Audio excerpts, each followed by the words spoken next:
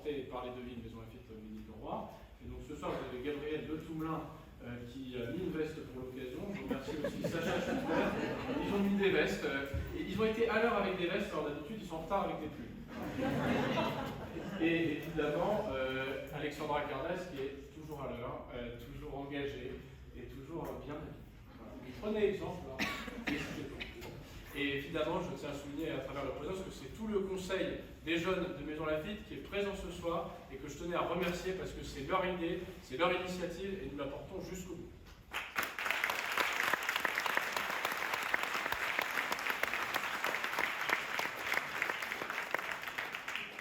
Un mot sur le parrain de cette édition, le parrain au sens non pas mafieux du terme, hein, le parrain au sens vraiment de la bienveillance, de la protection, de l'ombrelle sous laquelle on se protège.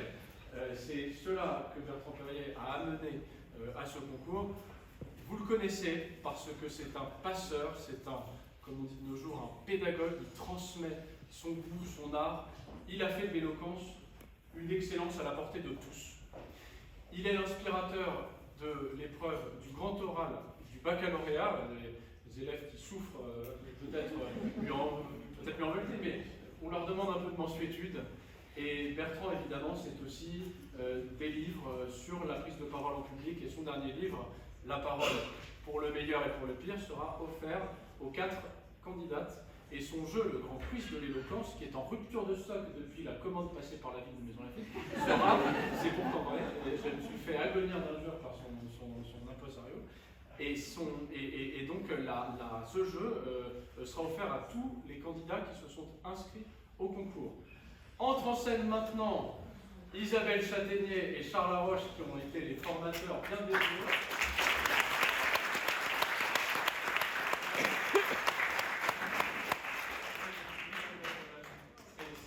C'est le fameux qui part à la chasse, personne. Isabelle Châtaignier est professeure d'art oratoire. Elle enseigne à l'école de guerre, elle enseigne à l'École nationale supérieure des techniques avancées et elle enseigne à Sciences Po. Donc, si je vous la fais court, elle a devant elle soit des officiers, soit des ingénieurs, soit des étudiants plutôt de gauche, ce qui n'est pas forcément facile. Et donc, elle doit un peu s'adapter avec ce public-là, elle y arrive assez bien. Donc c'est un peu l'éloquence tout-terrain, Isabelle, d'autant qu'elle a été à la fois avocate, donc elle a une grande pratique de la plaidoirie, elle a eu aussi une grande expérience de la comédie, et elle a fait, tenez-vous bien, des battles de rap. Donc vraiment, rien ne s'arrête. Charles Haroche, professeur d'art oratoire également, il est, figurez-vous, l'auteur d'une biographie sur Roger Federer. Donc Charles, c'est le beau geste, Charles, c'est le fond de cours, Charles, c'est la volée, c'est l'élégance oratoire. Et on est bien content d'avoir pu compter sur Isabelle et Charles parce que pendant tout le concours, ils ont accompagné les candidats depuis le 23 septembre jusqu'à maintenant. Donc ça a été vraiment un réel effort de formation. Ils ont vu les candidats progresser, ils les ont encouragés. Donc vraiment, je tenais à vous remercier Bertrand, Isabelle, Charles, du fond du cœur. Bravo à vous.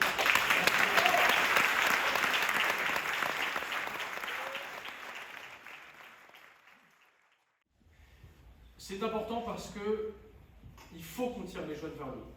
On a tous vu le classement international du système scolaire français et c'est regrettable. Et il ne faut pas se résoudre à ça. Et donc autant que possible, il faut convaincre les jeunes que malgré le discours ambiant, la force de caractère, le travail, le dépassement de soi, ce sont des choses qu'on peut rechercher soi-même. Et la parole, pour ça, c'est une bonne école. Parce que, contrairement à ce qu'on peut dire, il n'y a pas de droit à la parole. Il y a un droit à l'éducation. Mais prendre la parole, c'est un effort. Prendre la parole, ça demande du courage. Et quand vous vous êtes inscrite à ce concours, vous êtes allé chercher en vous du courage. Et tous ceux qui se sont inscrits ont eu du courage. Et donc la parole, ça se mérite. Et ce soir, je pense que vous donnez, et vous allez donner, je le sais, une image fantastique de la jeunesse. Nous, on a confiance en vous. On est fiers de vous. Je tenais à vous dire aussi au nom du maire, parce que on lui a parlé de tout ça, on lui a dit quelle dimension tout ça prenait grâce à vous. Et donc on est très fiers de vous. Et je voulais vous dire que ce soir, vous donnez le meilleur de vous-même, vous vous faites plaisir. Place à l'éloquence. écouter Anna Smidova par l'affirmative. Vous disposez de 5 minutes. Vous avez la parole. Ok. Mesdames, Messieurs, cavalières et cavaliers, chers membres du jury, aujourd'hui, nous allons réfléchir à la question: faut-il monter sur ces grands chevaux? Question ironique, non, pour des Mansoniens, habitant la cité du cheval. Bien sûr qu'on monte à cheval. Mais bon, moi, je vais vous parler de l'expression. Celle-ci provient du Moyen-Âge, à l'époque où les chevaliers montaient sur des montures très grandes, des chevaux qu'on appelait destriers. Une fois, sur le champ de bataille, ils pouvaient alors voir leurs adversaires de haut. C'est de là que nous vient cette expression, qui veut dire défendre émotionnellement son point de vue. Et oui, ça marche. Tout d'abord, dans les manifestations, où justement, il faut se faire remarquer, ainsi que faire remarquer son idée, ce pourquoi nous sommes là. Utiliser les émotions, la colère, l'indignation, la tristesse, est alors favorable. Comme l'ont fait ces centaines de femmes, ces suffragettes en Angleterre pour réclamer leur droit de vote. Mais vous pourriez me reprocher que derrière ces émotions si fortes, telles qu'elles sont ressenties lors des manifestations, les pensées rationnelles ne seraient-elles pas submergées?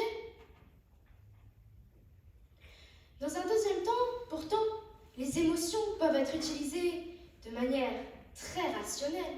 C'est justement le cas dans l'art oratoire. Les orateurs utilisent ces émotions pour appuyer leurs propos. Comment ne pas citer la jeune militante écologiste Greta Thunberg dans ce cas? Elle se démarque justement par ses discours remplis de colère, d'agressivité qu'elle utilise pour lutter contre le réchauffement climatique. Dans son discours « How dare you » ou « Comment osez-vous » prononcé à l'ONU, où elle adresse des paroles très dures aux dirigeants, elle appuie justement ses propos et c'est ce qui fait sa célébrité. Elle monte, avant ses prises de parole, sur son cheval, nourri à l'agriculture biologique. Mais nous pourrions réellement commencer à nous demander s'il ne serait pas mieux de tout bonnement enlever les émotions des débats. Pourquoi ne prendre des arguments que rationnels? Des arguments seulement prouvés par la science. Mais la science a-t-elle aussi un avis là-dessus? C'est ce qu'a prouvé le professeur Antonio Damasio, professeur à l'université de Lisbonne. Nos décisions, nos choix, pris au cours de notre vie, seront toujours liés à l'amygdale. Alors qu'est-ce que c'est l'amygdale? C'est la partie cérébrale, donc dans notre cerveau, qui est en charge de ces émotions. Et elle est sollicitée dans chacune des décisions. Ce professeur a en effet étudié des patients dont l'amygdale avait été endommagée. Ils étaient incapables de prendre ne serait-ce qu'un petit choix de rendez-vous. Alors oui, pour convaincre, il faut utiliser les émotions. Pour convaincre, il faut monter sur ces grands chevaux très souvent. Alors une fois que vous avez vos rênes en main, que ce soit sur Artex, Rocinante ou encore apostrophe, une fois que vos objectifs sont aussi nobles que les chevaliers du Moyen-Âge, je vous dirai à tous ici, comme on dit à Maison Lafitte, tous à cheval et au galop.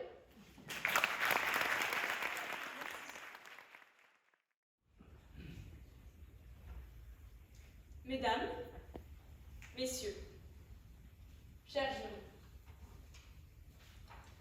je suis on ne peut plus d'accord avec vous. Certaines personnes sur cette planète ont manifestement obtenu leur permis de conduire dans un Kinder Surprise. Que ce soit au volant d'une 2 chevaux ou bien d'une Mustang, Chaque conducteur a déjà prononcé une des expressions suivantes. Si délicate, si distinguée, si délectable à lui. C'est rouge, triple buse. Et le clignotant, alors c'est pour les chiens. La priorité à droite, bougre d'ectoplasme à roulette. Chaque conducteur s'est déjà acharné sur l'avertisseur sonore dans un tut long et bruyant. Mais l'important n'est-il pas d'éviter l'accident au lieu de pester ouvertement? À quoi cela sert-il de râler si impatiemment? À quoi cela sert-il de s'énerver tout seul dans sa voiture? À quoi cela sert-il de monter sur ses grands chevaux? La réponse, vous la connaissez aussi bien que moi. Cela ne sert strictement à rien. Un conducteur en colère n'est jamais un bon conducteur. Non seulement monter sur ses grands chevaux n'améliore en rien la situation présente, mais c'est aussi un frein aux objectifs fixés.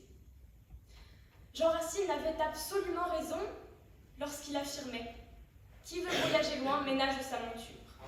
Et, pour reprendre la métaphore équine, s'élancer au galop dans la précipitation, en cédant à ses pulsions premières, rendent absolument nulles les chances d'accomplir un objectif et se solde par un échec absolu. Le 26 novembre 1974, une femme, Simone Veil, s'est avancée devant l'hémicycle, devant une assemblée presque exclusivement constituée d'hommes, pour défendre l'interruption volontaire de grossesse. Ses talons claquaient sur le sol avec la force d'un marteau-piqueur et la ponctualité d'un métronome. Son regard était rempli d'une détermination inébranlable. Elle monta sur l'estrade et commença à parler. Il fallait faire attention. Chaque mot était pesé. Le verbe était puissant, l'exemple révélateur, la parole sincère, la rhétorique efficace, l'argumentation mesurée. Surtout, pas de précipitation. Monter sur ses grands chevaux aurait l'effet inverse de celui escompté. Monter sur ses grands chevaux, ce sera encore une bonne raison pour eux de la traiter d'hystérique. Car oui, hystérique signifie étymologiquement femme malade de l'utérus. Remercions profondément la société patriarcale du XVIe siècle pour cela. Non. Hurler n'aiderait pas. Se poser. Parler. Et ces mots atteignirent leur cible. Le 29 novembre 1974, à 3h40 du matin, après de nombreux débats, la loi Veil a été acceptée par l'Assemblée. Vous, très chère contradictrice, qui dites qu'il est nécessaire de monter sur ces grands chevaux, avez-vous pris en considération les actes parfois barbares de ceux qui se sont emportés? Avez-vous pensé au fait que perdre le contrôle sur ses émotions puisse entraîner la violence? Que des individus puissent être blessés moralement, physiquement? Car oui, mesdames et messieurs, dans un élan de colère, Oedipe a tué son père. Dans un élan de colère, des populations entières ont été décimées par Hitler. Dans un élan de colère, un seul homme, en appuyant sur un seul bouton, peut mettre fin à la vie sur Terre. Face aux pulsions irrépressibles de la rage, face au gargantuesque et inconditionnel crétinisme d'autrui, face à l'envie de lui flanquer un soufflet monumental et de lui hurler ses 4 vérités, face au désir incontrôlable de s'élancer sur ses grands chevaux. Peut-être faut-il mieux prendre du recul. Prendre du recul et trouver un moyen, habile, réfléchi, de parvenir à ses fins. Je voulais conclure par un proverbe bouddhiste que je trouvais extrêmement intéressant. Agir dans la colère, c'est comme saisir un charbon ardent avec l'intention de le jeter sur quelqu'un. Au final, c'est vous qui vous brûlez. Merci. Tentative d'étouffement. Oui,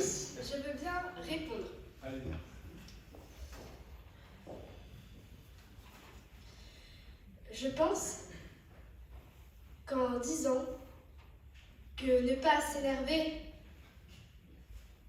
ne pas monter sur ses grands chevaux, vous vous trompez. Le poids de cette jeune fille dont j'ai parlé tout à l'heure, de Greta, qui a vu, elle, le poids du changement climatique, puisqu'elle vient de Suède. Aurait-elle eu le même effet sur le monde? Aurait-elle eu le même effet sur les dirigeants? Aurait-elle eu le même effet sur la réussite, du moins partielle, de son combat, si elle ne l'avait pas prononcé ce discours, si elle n'était pas montée sur ses grands chevaux, si elle ne leur avait pas à tous dit qu'il fallait qu'ils se reprennent, bon sang, et que malgré son jeune âge, elle ait réussi à le montrer, monter sur ses grands chevaux de manière raisonnée et réfléchie, et mener à bien le combat pour lequel elle était venue. Vous parliez d'une tentative d'étouffement. Je considère que c'est se laisser emporter par la colère. C'est comme ça qu'on finit par être étouffé. Merci. Cher jury, non, nous ne pouvons pas tout nous dire. Légalement parlant, interdit d'inciter à la haine raciale, de prononcer des propos homophobes. Évidemment, on pourrait s'arrêter là. Mais c'est mal me connaître. Ce sujet est beaucoup plus profond, il va beaucoup plus loin. Il possède plusieurs facettes, et donc plusieurs moyens de l'analyser. Je vous propose de le faire ensemble. Commençons avec un peu de grammaire. Alors, oui, je sais, c'est un sujet qui fâche, qui peut rappeler des souvenirs traumatisants d'enfance pour certains. Mais vraiment, qui ici aime la grammaire, à part les professeurs de français? Quand j'ai lu le sujet, un petit mot m'a interpellée. Il était perdu, tel un élève seul au fond d'une classe. Il m'a presque fait de la peine, ce petit mot. Se. Peut-on tous se dire? C'est donc, peut-on tous se dire à soi-même? Eh bien oui, évidemment. C'est d'ailleurs tout le point des monologues dans le théâtre. Réaliser, mieux se comprendre, se connaître. Tout se dire à soi-même, c'est faire preuve d'honnêteté personnelle et s'aider mentalement. On se confie, on se console, on se conseille. On s'accepte et même on progresse. Mais pourquoi alors? Avez-vous déjà entendu de l'auto-honnêteté? C'est l'art de se confronter à nos propres pensées, nos actions, nos émotions. Être sincère avec soi-même, reconnaître ses forces et ses faiblesses, et à partir de là, pour créer une meilleure version de soi-même. Si l'on n'est pas honnête avec soi-même, alors on ne le sera jamais avec les autres. Mesdames et messieurs, j'aime à croire que le jury n'a pas choisi le sujet par hasard. Ce n'est pas « faut-il », mais peut-on tout se dire? Ce n'est pas une obligation, mais une possibilité de le faire. Et cela change tout, cher public. C'est cette possibilité qui fait tout. Nous devons l'utiliser à bon escient, avec conscience et responsabilité. Une relation, qu'elle soit amicale ou amoureuse, doit être transparente et honnête, où l'on peut se sentir libre de tout dire à l'autre. Oui, je peux tout dire à mon amie.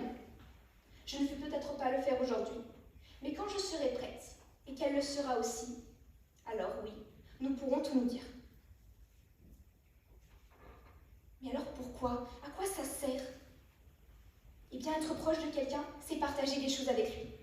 Des opinions, des sentiments, des secrets. Et nous devrions toujours avoir la possibilité de s'exprimer sur ses doutes, ses peines, ses pensées à quelqu'un de confiance. Pour se soulager et prendre du recul. C'est comme cela qu'on construit des relations humaines saines et honnêtes. Parce qu'à l'inverse, mesdames et messieurs, ne pas tout dire, n'est-ce pas mentir? On peut d'ailleurs parler de mensonge par omission.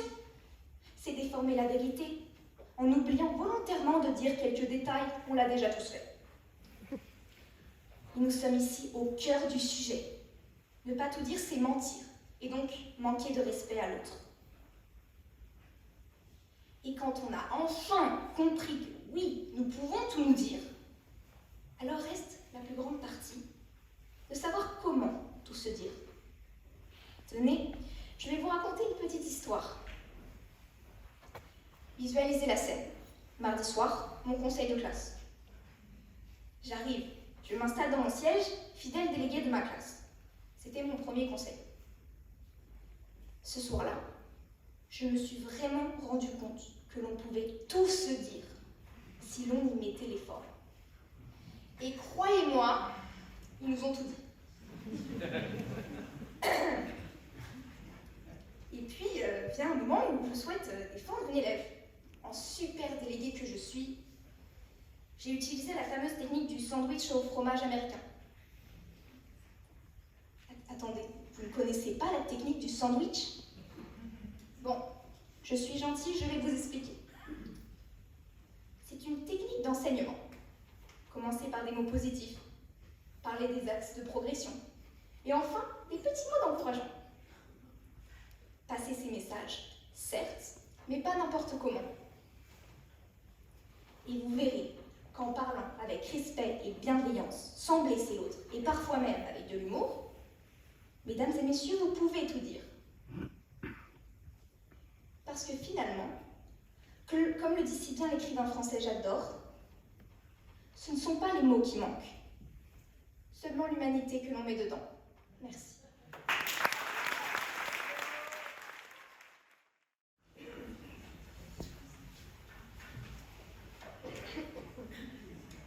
Cher public, chers membres du jury, ma présentation ne pourrait durer que quelques secondes.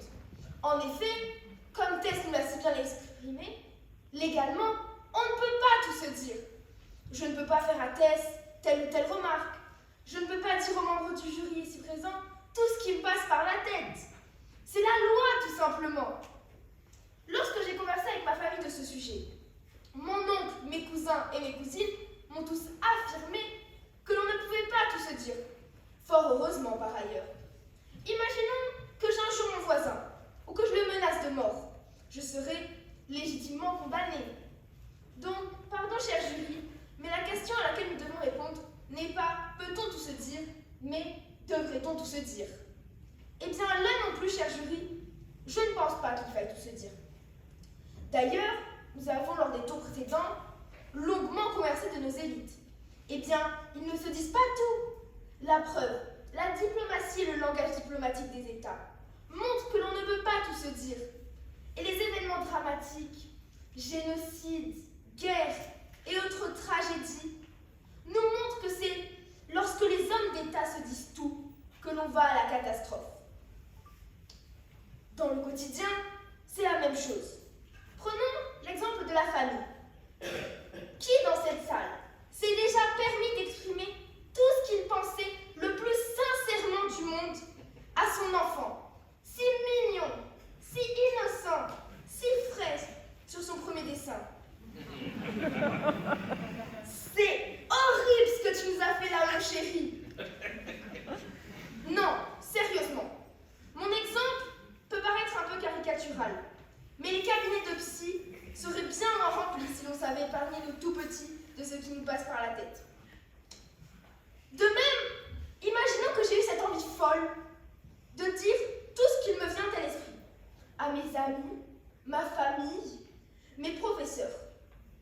Cela ne m'apporterait que des problèmes. Comme le disait Peggy, heureux deux amis qui s'aiment assez pour se taire ensemble. On le voit, la véritable amitié n'est pas celle des bavardages incessants, des colportages et des ragots. La véritable amitié, ce sont deux êtres qui s'unissent bien au-delà des paroles, bien au-delà des mots, par leurs actes au quotidien, par leur regard sur la vie. Jean Cocteau, d'ailleurs nous le connaissons bien ici à Maison Lafitte, lui-même ne disait-il pas « L'important ce sont les preuves d'amour ». Donc il ne faut pas tout se dire.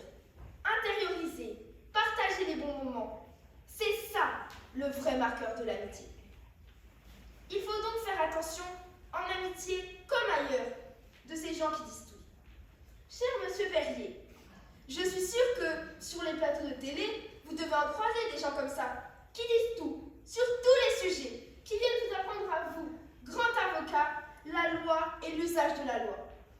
Sur ces mêmes plateaux de télé, a-t-on besoin de donner tous les détails sordides, de tout exprimer sur tel ou tel crime pour satisfaire la part la plus sombre de chacun? Vous ne croyez pas que c'est une souffrance lorsque l'on apprend à des parents, des proches ou des amis tous les éléments les plus horribles sur les exactions qu'ont commis leurs intimes? Faut-il écouter tous ces pseudo-experts, ceux qui se permettent de tout dire, même souvent n'importe quoi sur tel ou tel sujet? Au fait, cher public, savez-vous comment s'appelle le fait d'avoir un avis sur tout? Non? L'ultra-crépidarianisme. Oui, l'ultra-crépidarianisme. Quel drôle de mot pour quelque chose de si commun. Les ultra-crépidarianistes sont partout, tout le temps, ont toujours quelque chose à exprimer, à nous rétorquer. Eh bien, à ce moment-là, ces quelques mots de Nietzsche me viennent à l'esprit. Le silence est le début de la sagesse. Eh bien, en ayant une pensée pour toutes les candidates que j'ai croisées, Anna, Lilwen, Cécile, Oriane, et bien sûr Tess, ici présente, avec qui j'ai la chance de partager ces grands moments. Au jury, qui n'a pas arrêté de me dire « Mais des silences, mais des silences, mais des silences !» D'ailleurs, ne trouvez-vous pas ça ironique que je finisse ce concours par défendre le silence? Et oui, à vous tous venus nombreux ce soir nous voir, j'aimerais dédier ce comble de l'éloquence. Mon propos final sera un silence.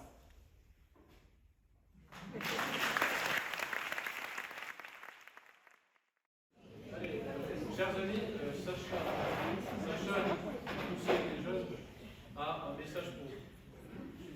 Déjà, je vous remercie parce que votre prestation est à la hauteur de votre parcours jusqu'ici. On sait que si vous êtes présente aujourd'hui, c'est que vous le méritiez. Micro! Parle pour la personne qui est tout au bout là. C'est spontané. Tu veux que je recommence? Oui!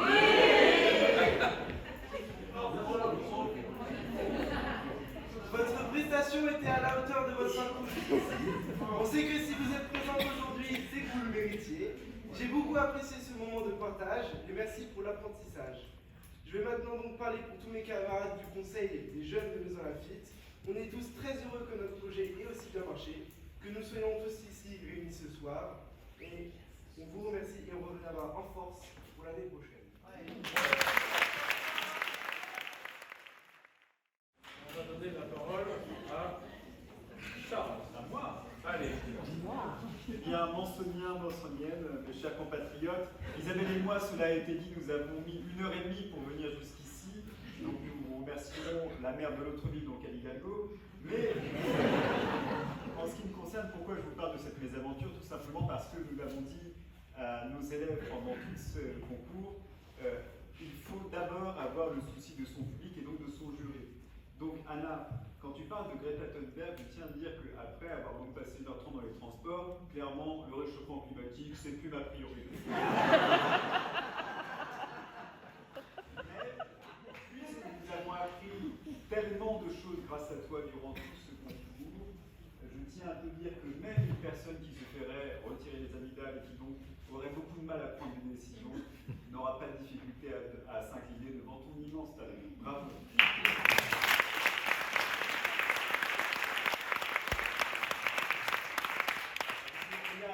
Face à toi désormais, et effectivement je reste dans cette histoire de voiture parce qu'encore une fois, je vais répéter, j'ai passé 1h30 dans les concours de voiture et je suis ravi d'apprendre que les habitants de Maison Lafitte ont l'insulte facile en disant mince, flûte,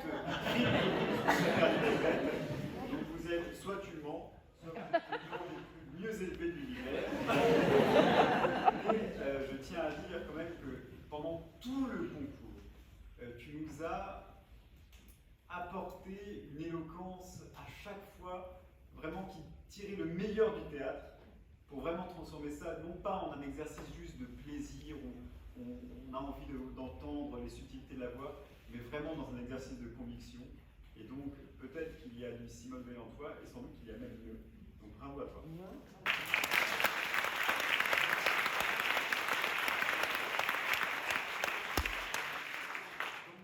Alors Tess, vous avez compris, en fait, elle n'est pas là dans le cadre d'un concours d'éloquence, mais c'est sa campagne de réélection pour des... Elle a expliqué tout ce qu'elle faisait de merveilleux, donc là j'étais combative, j'ai pris la parole, etc. Et puis, ça doit être comme ça en fait que ça se passe dans les conseils de classe. Il y a un petit moment donné où on fait un clin d'œil au professeur en disant « Ah, le jury n'a pas choisi le sujet au hasard, il est très intelligent. » Donc voilà, je pense qu'elle ira très loin dans la politique.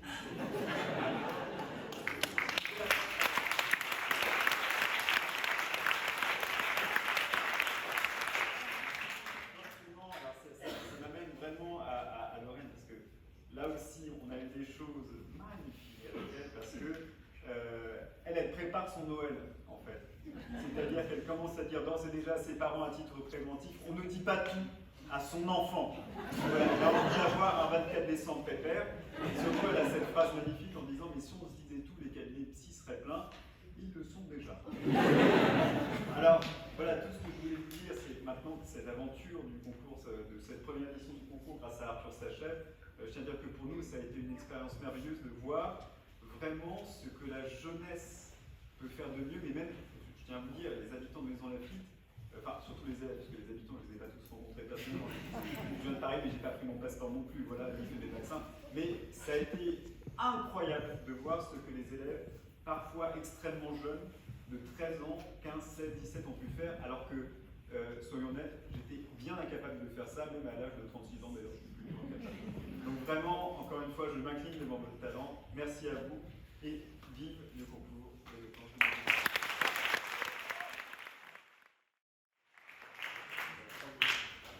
Oui, sans micro, a cappella. Donc déjà, je voulais vous dire bravo à toutes. En commençant ce concours d'éloquence en tant que juge, du coup, j'étais pas sûre des candidates et des candidats qu'on avait trouvés, et je dois vous dire que vous m'avez toutes vraiment impressionnées. Donc déjà, bravo à toutes. Quel que soit le résultat à la fin, vous êtes toutes extrêmement fortes et vous avez toutes beaucoup de talent. Et j'espère que vous allez pouvoir continuer à le développer en grandissant dans vos études supérieures, parce que c'est vraiment un don et je pense que vous pouvez vraiment l'exploiter dans votre vie adulte. Donc déjà, Anna, je dois te dire que tu as un peu été mon coup de cœur pendant ce concours. Je trouve que tu as un naturel qui est vraiment très impressionnant et en plus tout cela sans notes. Et c'est vraiment très impressionnant. Et juste 13 ans, donc imaginez à 20 ans, ce que Anna fera faire, ce sera merveilleux à voir. Oriane, je vois toujours un style très sophistiqué, très posé, très imagé. C'est très agréable à écouter parce qu'on a l'impression qu'on arrive vraiment à partager ta réflexion. Et c'est une réflexion qui est assez profonde à chaque fois. Et donc, j'ai vraiment apprécié écouter tes discours. Et Tess aussi, toi aussi, c'était très impressionnant. Je crois que la première fois que je t'ai vu, c'était en quart de finale, il me semble.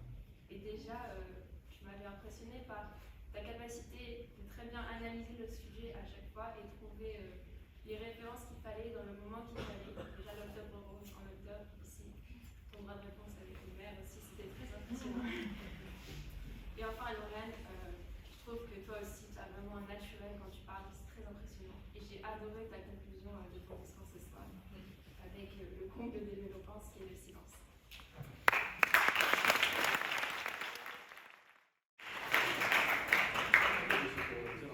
Merci. Isabelle Chazet. Merci. Coucou là-haut, vous m'entendez, c'est bon? Oui. Très bien. Super. Merci. Moi, je vais jouer mon intéressante. Je vais commencer par Oriane. Oriane qui nous a dit donc certaines personnes ont obtenu leur permis de conduire dans une pochette surprise. Et tu connais mon chauffeur de taxi. Et ça fait plaisir.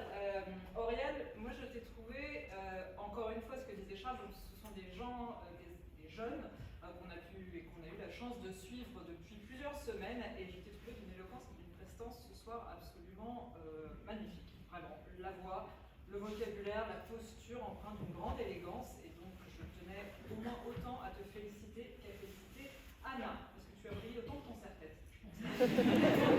Et que c'était pas donné à tout le monde, parce que quand même, ouais, c'est pas pour nous. Et toi, tu nous as dit, je vais vous parler du Moyen-Âge. Et donc tu t'adaptes à ton jury. Et je trouve ça très malin, très judicieux. Et encore une fois, félicitations, parce qu'il faut le rappeler, je ne crois pas me tromper, tu n'as que 13 ans. Et imaginez-vous où vous étiez à 13 ans. Moi, je pense que j'étais au fond de mon lit à ne rien faire. Anna, elle est là, elle est devant une assemblée, elle l'assume et elle est magnifique. Donc vraiment, bravo à toutes les deux, vous avez été remarquables ce soir. Lorraine, j'ai beaucoup aimé le taquet que tu m'as mis. Le taquet que tu m'as mis dans la gueule sur les silences et toi, tu ne t'es pas adapté à ton jury du tout, mais donc tu fais le choix de ne pas respirer, ce qui est tout à fait normal. Voilà, il y a des gens comme ça, ils veulent pas, c'est comme ça.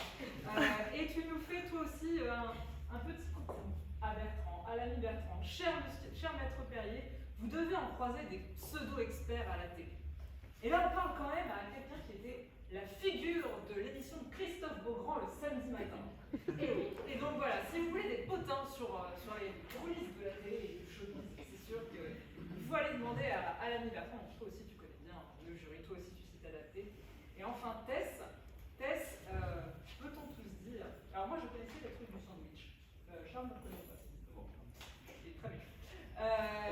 Voilà. Je connaissais la méthode du sandwich, mais on n'en a pas besoin en fait de ce sandwich parce qu'on a juste envie de te dire de belles choses. On a juste envie de te dire que tu étais éblouissante, un tout petit peu moins brillante au niveau du serre-tête que Anna, mais voilà, pas besoin d'étoiles pour briller et donc on peut tous dire, mais finalement pas besoin d'en dire plus avec vous deux, vous nous avez offert une finale merveilleuse.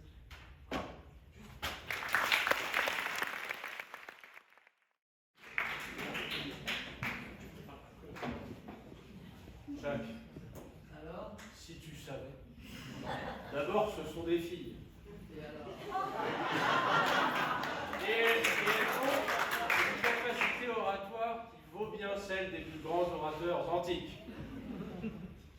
Mais je dois te dire que tous les sujets n'ont pas été faciles. Hein. Bon, Anna, c'était pas mal qu'il soit pas là. Je vais te dire, parce que quand tu as parlé de Greta Thunberg, je me suis dit, oh mon Dieu, s'il arrive maintenant, il va sortir la sulfateuse. Ou le FAMAS, puisque c'est un fusil de fabrication française. De la manufacture d'armement de Saint-Étienne.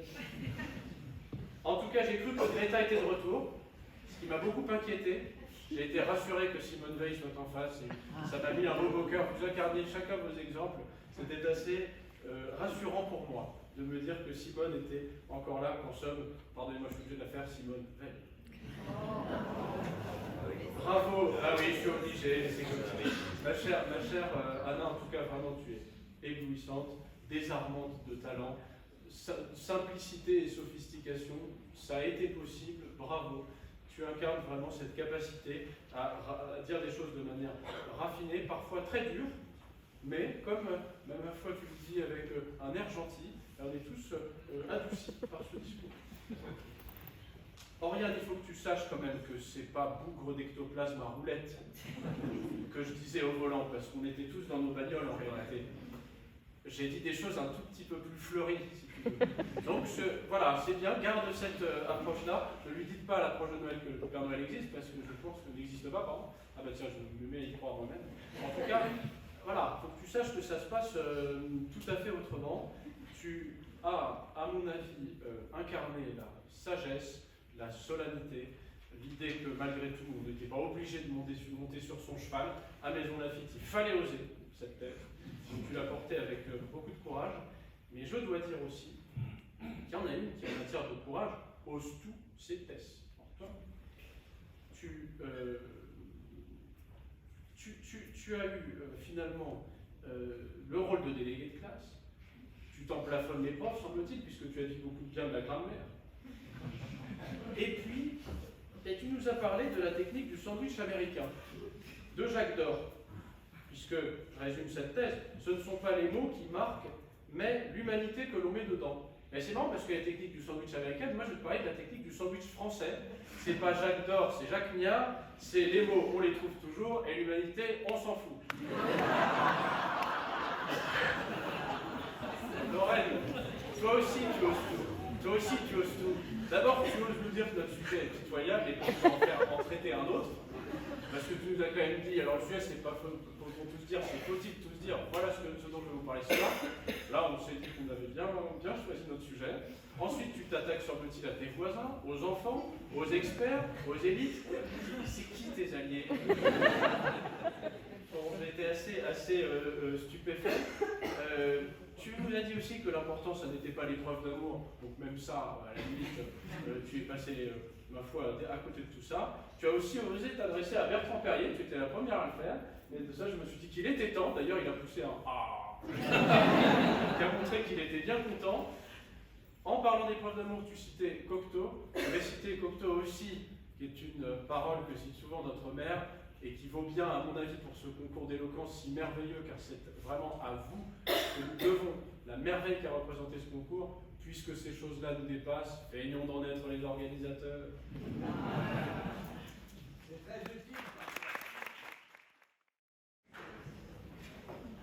Monsieur le maire, la première adjointe, Arthur qui est en train de perdre ses délégations. C'est légitime, monsieur le maire, je suis scandalisé par ce qui vient de vous être dit, alors que, évidemment, moi qui ne suis pas un électeur mansonien, je n'aurais pas osé le quart de la moitié de ce qui vient de vous être infligé. Quand vous regrettez le conseil communautaire que vous avez dû quitter prématurément pour nous rejoindre, il y a quelques jours, j'ai reçu d'un de vos administrés une photo. Et c'était une photo de moi, ce qui m'arrive assez rarement. Une petite caresse furtive sur un égo fragile. Et cette photo de moi était celle de notre soirée, car effectivement, cette soirée est symbolisée par mon visage, ce qui me réjouit. La légende était, quand on a son visage placardé à l'épicerie de Longueuil, on ne peut pas avoir raté sa vie. Et donc je vous le dis, je n'avais pas prévu spécialement de le faire, mais je suis candidat. Voilà, je suis candidat parce que quand on n'est même pas candidat et qu'on a déjà son visage à l'épicerie de Longueuil, voilà, la moitié du chemin est fait, enfin, c'est évident. Et alors, après, le problème évidemment, c'est que j'ai zoomé.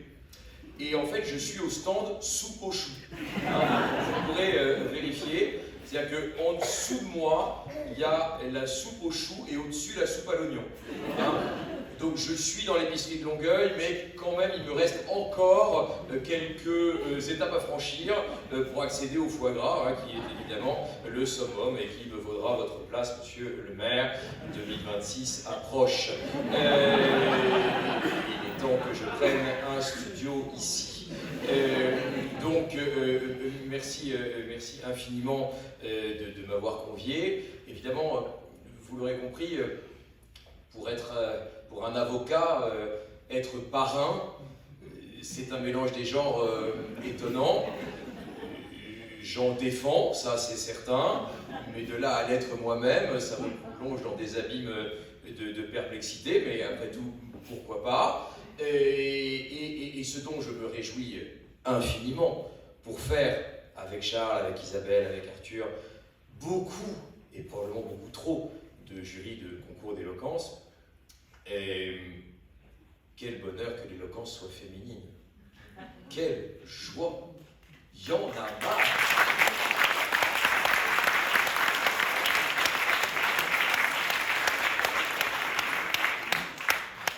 Il y en a marre de ces mecs qui occupent le terrain comme je le fais actuellement. C'est insupportable. L'éloquence n'est pas une affaire de testostérone. Et donc, l'avenir est chez vous. Vous allez nous lourder et on vit nos derniers instants, et tant mieux. Voilà, donc je voulais vous dire ça parce que c'est extrêmement rare. Donc, il y a à la fois de la féminité et le deuxième motif d'espoir, c'est la jeunesse. mais vous êtes des enfants en vrai. Bah, Isa disait qu'elle était probablement à 13 ans dans son lit. Mais moi, j'étais même pas dans mon lit à ce stade-là, si vous voulez. Enfin, je collais des cartes Panini sur les albums de foot, j'échangeais Platini contre Rocheteau. C'est dément votre affaire. Je veux dire, enfin, ils sont nourris à quoi? Enfin, il y a quoi dans la cantine? Enfin, monsieur le maire, enfin, ils ont des trucs en plus. Enfin, c'est étonnant votre affaire. Les cuisines, enfin, c'est fou votre. Enfin, je sais pas si vous êtes toutes scolarisées à Maison Lafitte, mais en tout cas, c'est vraiment extrêmement impressionnant. Et là, évidemment, sur le premier sujet, je l'ai un peu vécu comme une provocation parce que. Je vais vous dire très clairement, je déteste les chevaux. Je dis, je veux dire, c'est moche, c'est con, c'est vraiment...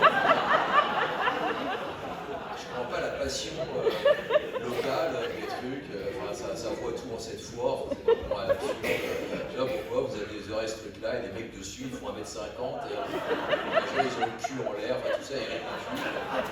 C'est une passion locale. Pas trop l'idée que je suis jockey, ah oui je fais 40 kilos tout mouillé, je suis assis sur un sulky, j'ai l'air d'un con, enfin c'est tout à fait étonnant de passion, ce loisir ridicule de riche, franchement de droite, franchement c'est fini.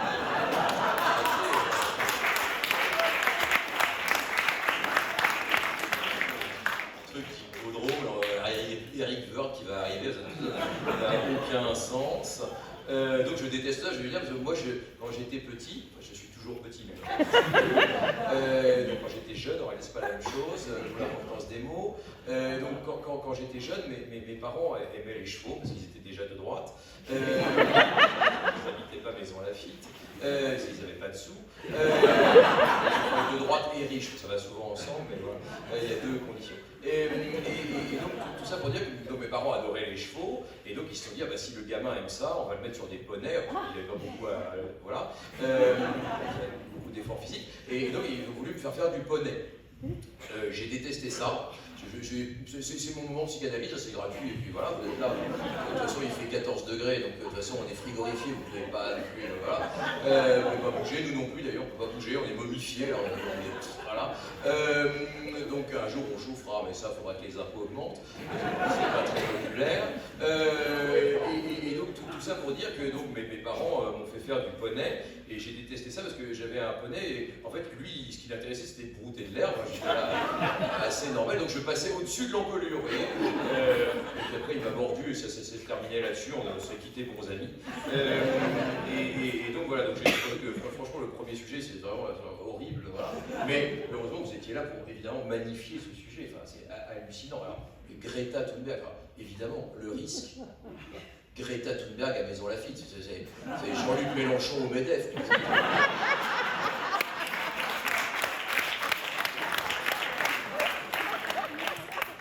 Évidemment, la sanction tombe immédiatement, elle est victime d'une tentative d'étouffement par une bouteille d'eau, évidemment frelatée par sa contradictrice, parce que, évidemment, elle est tellement forte que la seule façon de gagner, c'est qu'elle la tue. On dit oui, le concours d'éloquence, peaceful, etc. Pas du tout. Elle se déteste. L'autre, elle est prête à tuer pour un bout de truc en plastoc à 2 balles. Franchement, alors que de toute façon, tout le monde en aura un, enfin, on s'en fout. De toute façon, franchement, déjà, c'est assez moche. Enfin, après, voilà, là, vous mettrez sur le bon coin, à un moment, ce sera rigolo. Voilà, tout ça n'a aucun intérêt. Voilà, très bien. Qu'est-ce qu'on avait après Anna? Tu vas bien fait survivre, heureusement, vraiment c'est formidable. C'est même fou, je ne sais pas, voilà. Je sais pas pourquoi on est là. Après, bah oui, Oriane, donc la meurtrière en puissance, je te laisserai ma carte, bien sûr. Une sorte de rencontre de l'offre et de la demande, bien sûr. L'excuse de minorité, tout ça, c'est important. Bah oui, c'était évidemment génial. Hein. Alors effectivement, vous dites bande d'ectoplasme à roulette. Hein. Dites pas fait chier connard en 78, non pas du tout. Hein. Vous êtes des sortes de capitaines ad hoc modernes. C'est moule à gaufres, sape à joues, satrape. Ça, c'est vraiment formidable. Triple but, en effet. Il y a probablement une sorte d'extraterritorialité de Maison Lafitte. C'est-à-dire il y a un langage autonome où on s'injurie, mais avec une forme d'élégance. Hein. Vous devez faire pareil à cheval, probablement. Triple buse. Vous m'en rendrez justice sur l'avenue de Longueuil. Entre deux tracts du Maine. Il faut les éviter, hein, c'est un art. Hein. Il est là, tac, tac, tac. Si tu le prends pas de la main gauche, tu l'as de la main droite. Ça fait 20 ans ou 30 ans ou 40 ans que ça dure. Hein. Oui, il y a des mecs qui veulent votre place. Passer par les armes avant la fin de la soirée. C'était fou. Simone Veil. Mais évidemment, bien sûr, et là c'était vraiment très habile, c'est vrai que Simone Veil ne monte pas sur ses grands chevaux. Pourquoi? Parce que quand elle défend la dépénalisation de l'IVG, vous l'avez rappelé, devant elle, il y a une Assemblée nationale qui comprend 9 femmes. Vous imaginez? 9 femmes et 350 connards. Non, c'est vrai. Elle raconte les tombereaux d'injures qu'elle a subis au cours de cette discussion parlementaire qui s'est extrêmement mal passée, où les hommes se sont comportés comme ils sont, c'est-à-dire des mufles. Et finalement, c'est assez amusant, elle raconte que, évidemment, Jacques Chirac était plutôt opposant à cette réforme, mais que le soir où elle finit par faire voter cette réforme, eh bien, elle attend chez elle un bouquet de roses offert par Jacques Chirac. Comme quoi les hommes peuvent aussi savoir se faire pardonner, et c'est l'histoire de notre vie. Ensuite, ah oui, non, dinguerie. Alors, Tess, une folie. Alors Tess, elle est stipendiée ISA pour lui mettre le micro à bon hauteur. Ça a déjà une sorte de familiarité avec le jury, évidemment incroyable. Et puis alors moi, demain, aujourd'hui j'ai plaidé comme une chèvre, je le dis très franchement, mais demain, je ferai la technique du sandwich au fromage américain. Le juge il va halluciner. On arrête tout, il est innocent, je vous fais sandwich fromage américain. Bienveillance, humanité, j'adore. C'était évidemment incroyable. Par contre, alors, tu dis dans la relation amoureuse, il faut tout se dire. Alors, nous les vieux, on le sait. Non. Toi, tu es encore dans une espèce d'idéalisation. C'est normal, ça me réjouit. Une sorte de pureté originelle. Enfin, nous, là, on sait qu'un petit mensonge de temps en temps, ça préserve l'essentiel. Hein, je crois qu'on s'est bien compris tout ça, voilà. Ça je le vins. La vérité, c'est bien. La confiance, c'est sympa, mais l'adultère, c'est sympa aussi. Voilà, j'ai bien compté ceux qui ont applaudi au fond de la salle. On est tous ensemble. Voilà. Et donc oui, voilà, oui, il faut. Voilà, c'est-à-dire qu'on peut tout se dire, mais il ne faut pas forcément tout se dire. Hein, dans la vie, non, mais ça viendra. Par contre, alors, franchement, le hippon sur le maire, extra. Ça, il n'y a qu'à 13 ans ou 14 ans qu'on peut faire ça. Tu vas aller, il arrive, s'il nous disait tout de suite qu'il se représente, on gagnerait du temps. Ben, bien sûr. Et ça, c'était magnifique. Et puis après, j'ai pris mon taquet perso. Effectivement, j'ai bien fait de venir, hein, tu vois. Ouais, Bertrand Perrier, sur les plateaux télé, on dit tout et n'importe quoi, mais bien sûr. Mais on est payé pour ça. Et c'est là que j'ai rencontré Jacques Miard. Chez Christophe Beaugrand. Et il m'a dédicacé son livre, Le Nœud Gordien. Trancher le nœud gordien. Un livre dédicacé est un livre vendu. Et donc, j'ai ce livre dédicacé pour Olivier. Moi, c'est Bertrand. Père fort, le gars. Il est 10h du mat. On est un samedi sur LCI, il y a Jacques. Bonjour Jacques, vous allez bien? Bertrand, on s'est déjà vu 40 fois, machin, dans les événements de famille de Arthur, etc.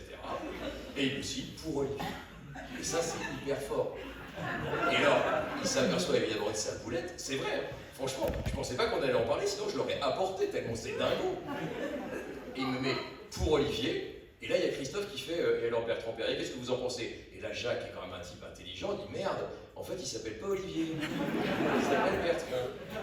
Et il met pour Olivier, et là, il barre et il fait pseudonyme de Bertrand.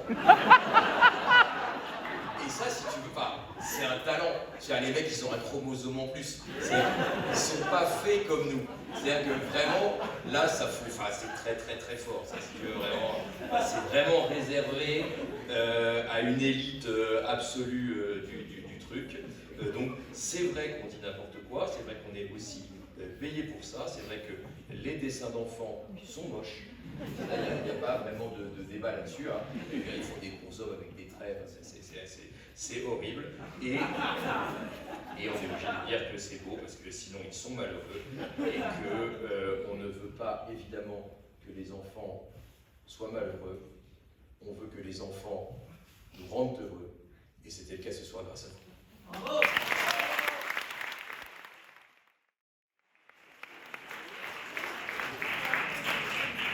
Ce que je vous propose par solidarité avec notre maire, et parce que nous l'aimons, c'est qu'avant de dire les résultats du concours, après quand même ce que Bertrand a dit de Jacques Nard, franchement Jacques, maintenant il faut prendre la parole.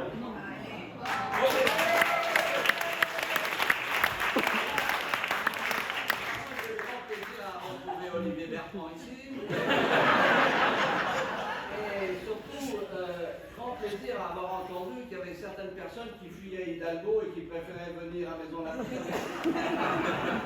Alors je tiens à vous dire, Charles, que cette personne est interdite de séjour à Maison Lafite. On a pris un arrêté qui est toujours en vigueur, et je tiens à vous dire. Et donc, je voudrais quand même dire plusieurs choses.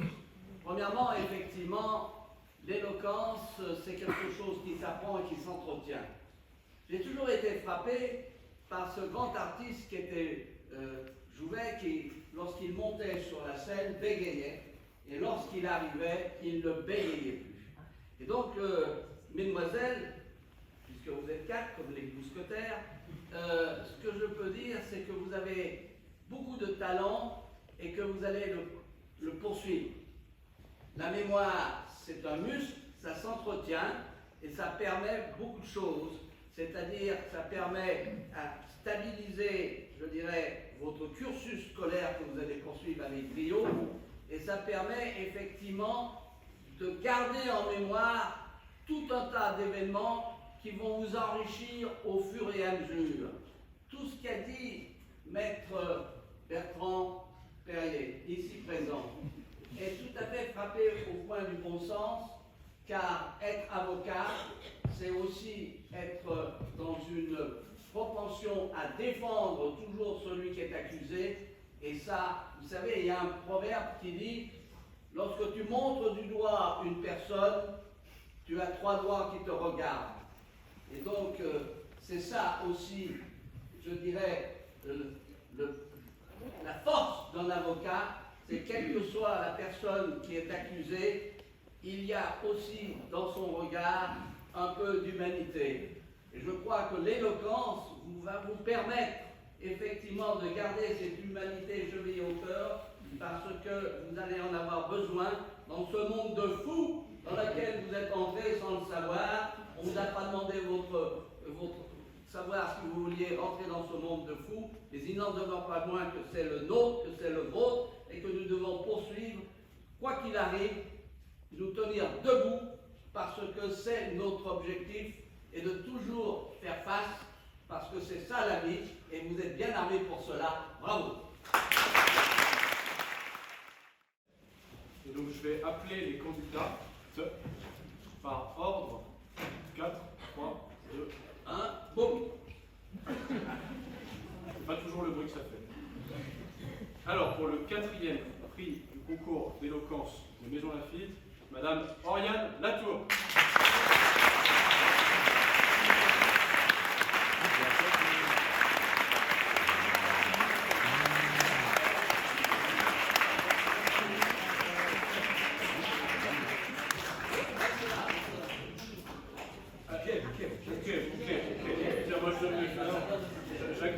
fait, moi. Pour le 3e prix du concours d'éloquence de Maison Lafitte, Madame Anna Smilova.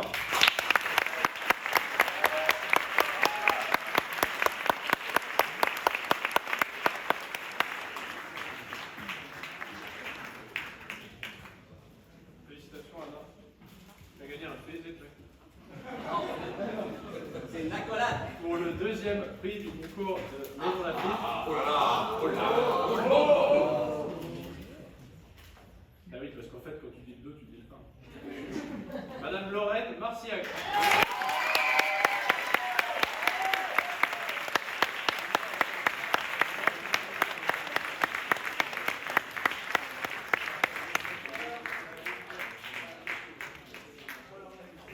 Et pour le 1er prix, quel suspense. Pour l'éloquence de Maison Lafitte, Tess Hamon.